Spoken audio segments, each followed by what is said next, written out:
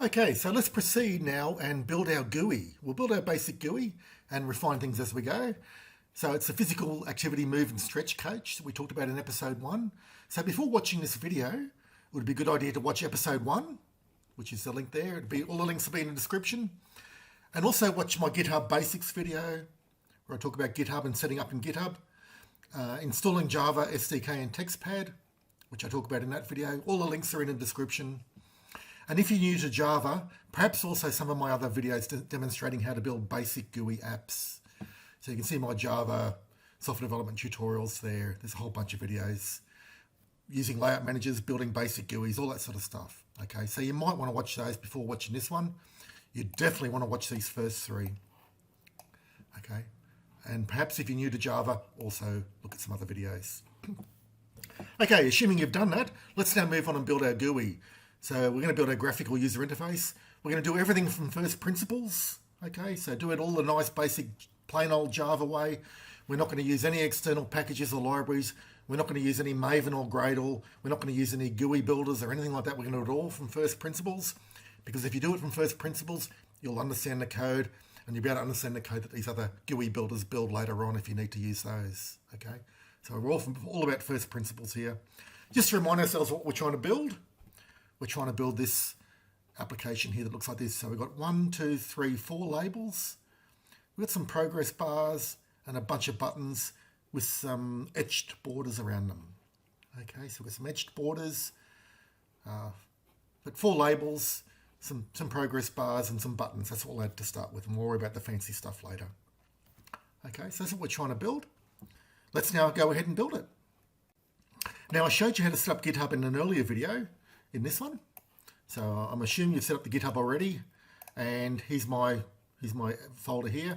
So I want to right click and choose, I want to right click on that and choose Open Git Bash here.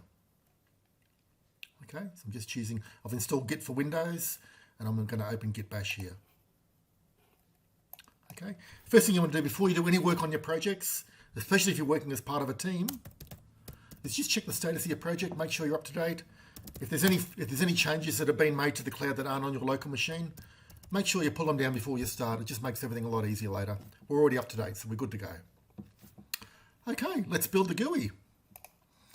Okay, now we're going to build a Java windowed application, which means it'll run in a nice graphical user interface on Windows, Macs, Linux machines, Raspberry Pis, anything that supports the Java virtual machine.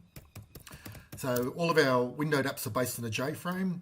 I'm using Swing here. I'm not going to use JavaFX. I'm just keeping everything as simple as I can. Okay, so that gives us our frame, and we want to do an import for that. Import Java x.swing.star. So we're bringing in all of the Swing libraries there. And we want a constructor. So our constructor's got the same name as our class. Public followed by the class name, followed by round brackets. That's our constructor. We also need a main either here or in a tester class, and I'll keep everything in the same file just to make it easy to change stuff later. So we need a main, public static void main. It's got to be public static void for Java. String square brackets args. It's got to take an array of strings to Java, otherwise it won't be recognized. So there's your main program. So there's basically what you need. Okay. Now inside here, you're going to create an instance of your application. And there are many ways to do this. I'll just show you the basic way. Okay, there are more modern ways to do this if you want to get technical. I'm just going to show you the simple, straightforward way, the way students are being taught in our classes. If you want to do it another way, that's fine. If you want to use something different than TextPad, go right ahead.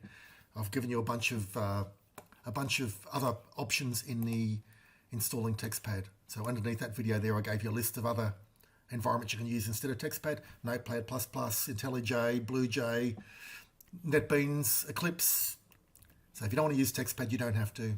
Okay. All the code I'm showing you will work in any development environment. And then what we want to do is set the size of our main window, and I'll set it to 800 by 600 or something, whatever you want to do. And it's my app, sorry, not app. I've got a friend just turned up, so I've and my app dot set visible to true. And we want to do one other thing as well, and that's tell our app to close on exit. Okay, so my app.set default close operation. My friend's just turned up, so I've got to pause the video. Okay, back again. So set default close operation to JFrame. JFrame dot exit on close. Java's extremely case sensitive, as I've explained in a previous video.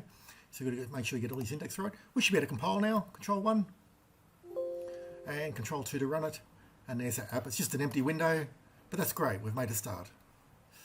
Okay, let's now fill in some GUI components. And again, there's many ways to set these out. I'll just show you the main way I do it. So I generally put class constants here. Then I'll put GUI components. And later on I put instance or class data. Call it that. That's sort of the way I lay things out in my code. So GUI components, we want a JLabel, exit or title label, new JLabel. I'll just create dummy labels for now. And we want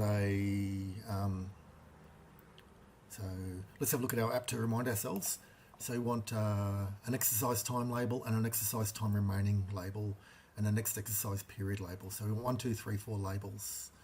So that'll be the title. Then we've got an exercise time label. So we'll do that. Exercise time label. Exercise time remaining. Exercise time remaining. So with that label, time remaining, and this is exercise time, and this is exercise time remaining, and we'll line all those up so they're neat. It's a good idea to keep your code neat. It'll save you a lot of issues later. And the next one's next exercise period. So, and I'll just copy and paste. Copy and paste is easier. Next exercise period label.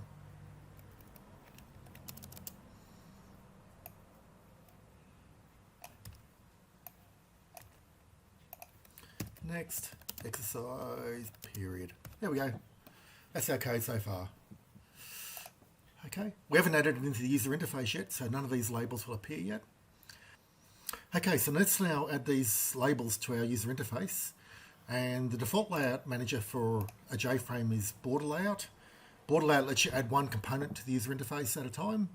And it could be a single label or a single button. And you've got the 5 regions, north, south, east, west, and center. So border layout's probably okay for the center panel and the south panel, but maybe we want to create another panel where we can add lots of labels and things. So we'll create a panel, and that's going to be our container where we're going to add multiple things, so we can add that to the center region of the border, because you can only add one component or one item to a border layout panel. So JPanel, we'll call this grid panel. Grid panel equals new JPanel, new grid layout. And there's a whole bunch of ways you can run this constructor. I'm just going to pass through the number of rows and the number of columns. The number of rows is my number of labels, 1, 2, 3, 4. So 4 rows, and I want, well, let's start with 2 columns and we'll see how that looks. So 4 rows and 2 columns. That's our grid panel. And I'm just going to add the labels to the grid panel. So it's gridpanel.add, followed by the label name. And just do that a bunch of times, 3 more times. So exercise time label, exercise time remaining label, next exercise period label. So I just added my 4 labels to the grid panel. Okay, created a grid panel with a grid layout of 4 rows. Oh, missing a bracket. Missing a bracket there, so I had to put another bracket in. Make sure you got 2 brackets. So it's a grid layout with 4 rows. Rows, comma, columns. Good little idea to put, when you use grid layout, put that little comment there and it'll just remind you what it is. So it's 4 rows and 2 columns. And I've just added the labels at the moment. And we want to add the grid panel to our user interface, which is, so we go add grid panel, and we're adding it to a border layout because by default, like I said earlier, JFrame is a border layout. So border layout dot center, and then what we're going to do is, that's probably it. That's probably all we need to do. Okay, let's run that. 2 errors, new grid layout. So we haven't got any layout managers boarding yet, so we need to bring in some AWT stuff. Import Java .awt.star. Okay, so that brings in the layout managers like grid layout and border layout and so on. Everything's fine now, so I just need to do that import there. Control 2, and there's our stuff being added to the user interface. So it's not pretty yet, don't worry, we'll make it prettier later, but at least we've got stuff appearing in our user interface. Okay, so now we need some progress bars. So J progress bar. And we want to look at our user interface again, see what we're doing. So with the exercise time, the time remaining, and the next exercise period. So it's pretty well the same sort of names as these, but we want progress bars instead of labels.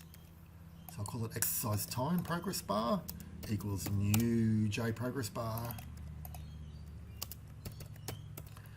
And so on. We want 2 other.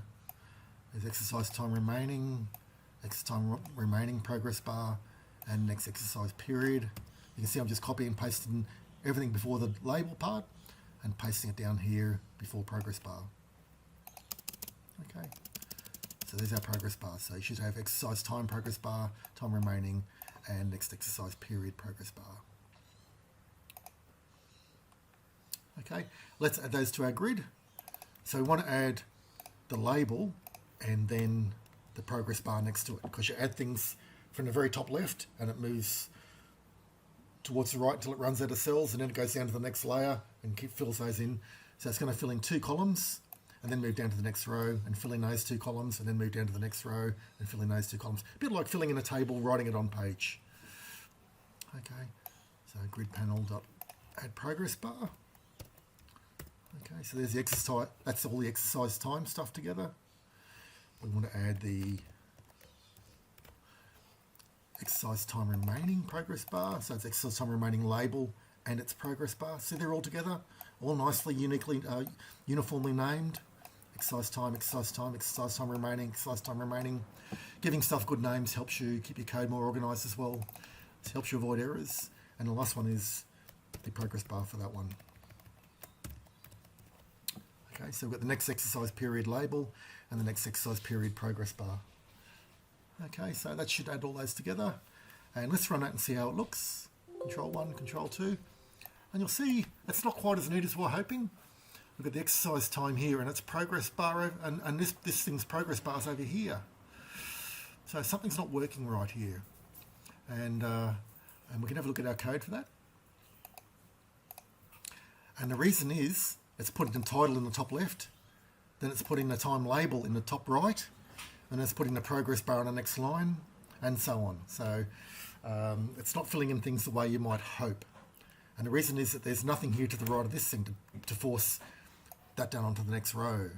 So you just want to create a dummy label here. So change this to J label, it's just an anonymous label, J label. Okay, and that's it. So that should fill in the top right. So this will be in the top left, this will be in the top right of the columns. That'll fill in the first row. Let's run it and see. And there's everything nice and neat. So our basic GUI is now there in place. We can pretty it up later. Don't worry about it. We'll pretty it up later. Okay. Next thing is we want to add these buttons down the bottom. So we want a now and a stop and an exit button. Let's now add the buttons. So again, we go up to our GUI components, and actually, yep, J button, now button equals new J button. Now, let's just have a look at our GUI interface. So there it is there. So it's now and done. We'll do about and settings. We'll worry about settings later, about and exit. So we'll have just now, done, about and exit. We'll worry about settings for now. So now, there's a now button. Our done button, which means you're finished exercising early if you want to, so you can just get rid of the app so you can keep working on whatever you want to work on and not worry about exercising. The about button, which tells you about the application, and the exit button, which is exit. Okay, that's it. Just line everything up again nice and neat. I usually do this. I'm pretty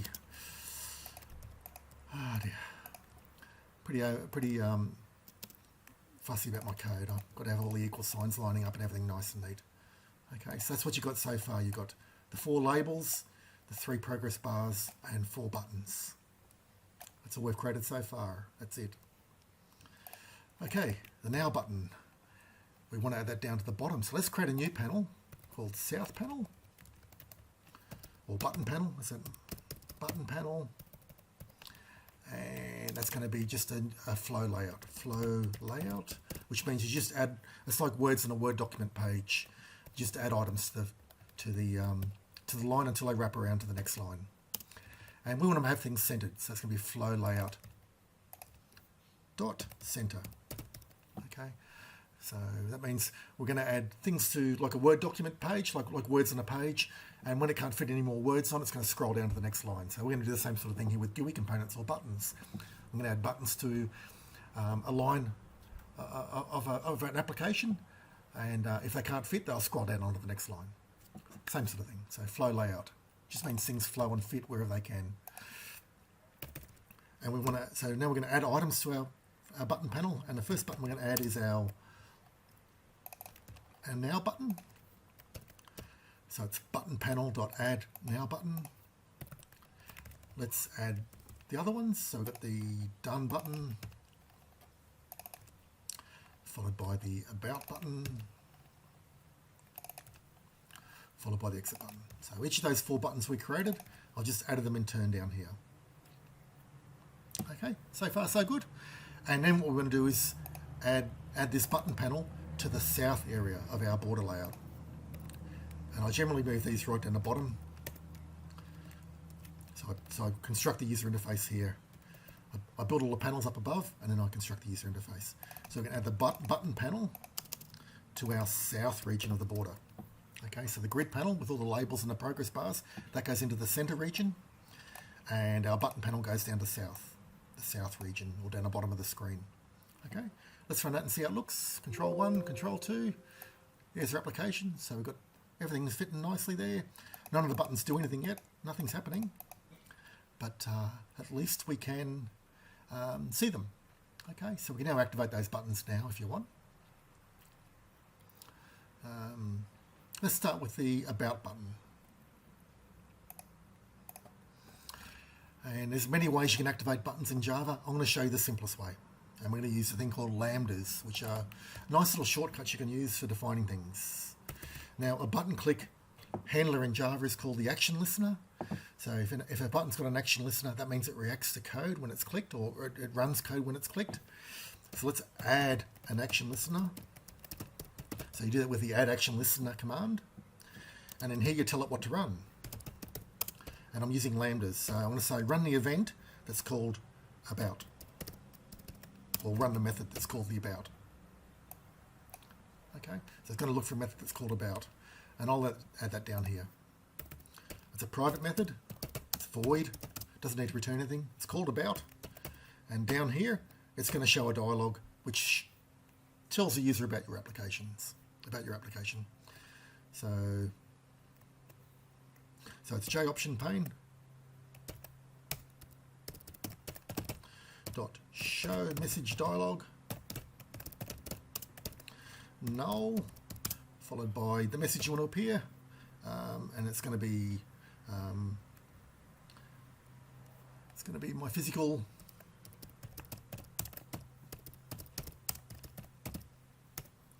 coach, the 0.001, okay, plus a new line, plus, and we'll say by, and just put your name there, whatever your name is. Okay, I'll just put booze. Okay, so when we click the About button, this action listener is going to fire off, which is going to run the about method, and it's going to be running this method here, which is going to show that dialog to the screen.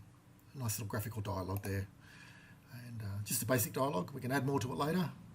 So let's see how that looks. So Control 1, Control 2, and when I click the About button, you'll see the dialog appears. Now, one thing you might notice here is if the application is over here, and I click the About button, the dialog appears here. Okay. If this window here was on another monitor, this About dialog would appear in the middle of the first monitor, your main monitor, your primary monitor. Okay, so your application could be running 3 screens away and it still appears in the middle of your primary monitor, which isn't good because it means the user might not realize the dialog's appeared and your app appears locked out and nothing's happening. Okay, so it's a much better way to do things is to center the dialog inside your applications window. So let's do that. It's very easy. Okay, and instead of saying null here, you say whatever your GUI class is called, so Physical Activity Coach.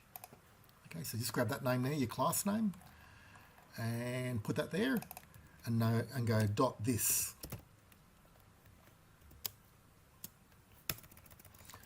I might bring things onto the next line so it's easy to read.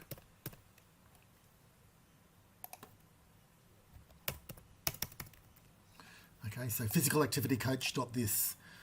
And just making that little change from null to that bit of code there means the dialogues are now centered in your applications window. I'll show you what that means. Control 1, recompile, rerun. There's our interface, and we click About. There it is centered. Let's move our application over here and click About, and you'll see it's still perfectly centered inside our applications window. So if our application was running on monitor 3 or monitor 5 or whatever, this dialog would still appear perfectly in the center of our application, which makes it nice and user-friendly. It's where the user expects to see it, not in the middle of the primary monitor, which might be 1, 2, 3, 4, however many screens away. Small point, but easy to achieve, so why not do it? Okay, so that's the About button. We've got a basic About screen happening now. Now let's say we want to do the Exit button. Okay, so let's do the Exit button. And so we want to add a listener again. So it's exit button dot add action listener. And it's an event. And we're going to run exit.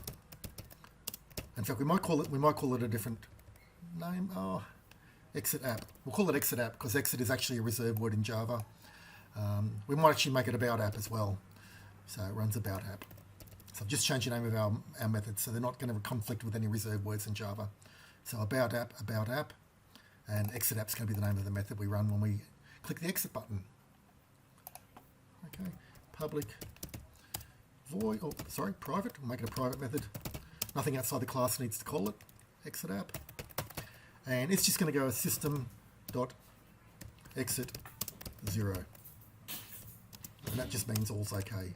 A zero code in here means everything's okay. If anything was monitoring our application running, exit 0 would mean everything's fine. Okay. So let's compile and rerun. And when we click exit, our application finishes. And this little message is just produced by TextPad. It's supporting the application running, so that's not part of our app. And it's just showing the dialog screen in case you need to see it while you're running. But that's just all part of TextPad. Okay, so we've got 2 buttons working. Woohoo! Now the next 2 are slightly harder because we need to start the exercise period and we need to click done, finish an exercise period. And really these are going to work with whatever controls our timing. So let's just have a look at our demonstration app again. And you'll see here that there's various progress bars. These count down. So the next exercise period I had set for 60 minutes, and that counts down over the course of 60 minutes. Exercise time remaining I might set for 2 minutes every hour. So this will count down over 2 minutes. And this is the time per exercise. So this might, if I've got 15 seconds per exercise, this will count down over 15 seconds. That's just a visual clue as to how you're going. Okay, so we really need timers to be able to do anything useful with these buttons just now. So we might leave those for a future video. But one thing we can do, just make our user interface a bit more pretty, okay? Rather than having great big clunky progress bars, we can we can make it a little bit prettier. So let's do that. So instead of adding a label and a progress bar to each cell of a grid, that makes whatever you add expand to fill a grid cell. So progress bars expand to fill, and labels do as well, but you can't see the difference with labels because they're all empty space apart from the label part. The label part you can see. Okay. But the progress bars are big square components and they expand to fill the whole grid cell. So what you want to do is, instead of adding each label and progress bar to a grid cell, you want to add them to a flow panel or a flow layout panel and add the flow panel to the grid cell. Okay, so we're going to change our user interface here. Instead of having 4 rows and 2 columns, we're going to have 4 rows and 1 column. So I've just changed that 2 to a 1. Okay, so I've just changed that there.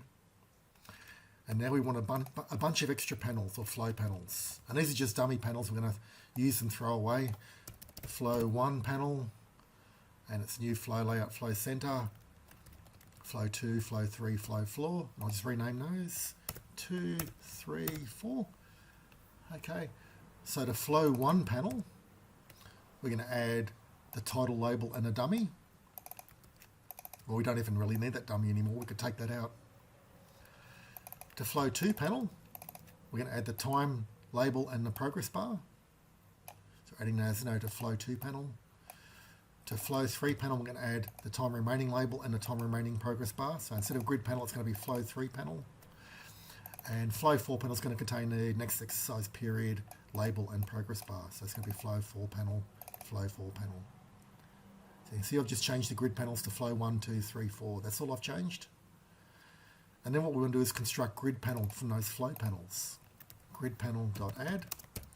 We're just going to add the panels 1 per row. Okay. Our grid is now 4 rows and 1 column. So we're just going to add the panels, the flow panels 1 per row. So first 1 gets added to the first row, 2 gets added to the second row, 3 gets added to the third row, 4 gets added to the fourth row. Okay, and that's all I've changed. So I've just added the new panels. I've added the labels and components to and the progress bars to a single panel. So the label and a progress bar to a single panel. And then I've added the flow panels to each row of our grid panel. Okay, so our grid panel is now 4 rows, 1 column. It's no longer a 2-column grid, it's a 1-column grid. And that's all I need to change. Okay, so just add the labels and progress bars to the panels, add the panels to the grid, and that's it. That's all you need to change, because the grid's still added to the center down here, so that's all right. Let's run it and see what it looks like. And you can see that looks a lot better. Okay, everything's still really small. The user interface is quite large, but when you compress things up a bit, that looks okay. Okay, don't forget we've got the title label there still. It's not appearing yet, it's just a blank label. But that's looking fine for now. So we might make our user interface a little bit smaller too. Rather than the 800 by 600, we might make it 700 by 200 or something. We'll give that a try. Close that. So I've just changed it to 700 by 200 down here in our set size. Recompile, rerun. Oh, it's probably a little bit too squeezed up and probably a little bit too wide still. Okay, so probably 250, and we'll make it 600 wide. 250. Just play around with it. Just see what works for you. You can easily change it later, and that's looking pretty good. Okay, let's check the About dialog. That should still appear in the center of the window, and there it is. Okay, no matter where we move our application, there it is centered. Okay, click the exit, now application ends. Okay, so that's probably all we'll cover for part 2. So we built a basic graphical user interface. We're still a long way from where we want to be. We want to have nice fonts and the progress bars timing down. So probably the next thing we'll do is we'll add some timers to our application, and then we can start making these bars count down and do special things when they reach 0. Okay, so we'll do that in the next video, part 3. Anyway, hope that was useful. Thanks for watching. Oh, almost forgot. The last thing we want to do before we leave our project is to do a backup, of course, and we're going to use GitHub for that. So let's do a git add. I'm going to add, actually, let's just check our directory first. So we've got a class file. Don't want to check in the class file. Just want to check in our Java code and the README. We haven't touched the README yet, but anyway, we'll touch that later. So we'll just go git add dot to add all the files, and then we'll go git commit -m version 0.00001 initial commit, and then put that inside single quotes, and that's it. And then go git push, and that pushes the changes up to the cloud. Git push, and the last thing we'll do is just make sure we're up to date, and we'll do a git status to make sure again we're up to date. Git status, you can scroll through your commands with the arrow keys. Git status, everything's up to date. Okay, so now our git's up to date, and we can go to our git here, and we can do a refresh, and you'll see this comment change to initial commit. So that's our latest code there. Okay, that's our commit we just did, and everything's up to date.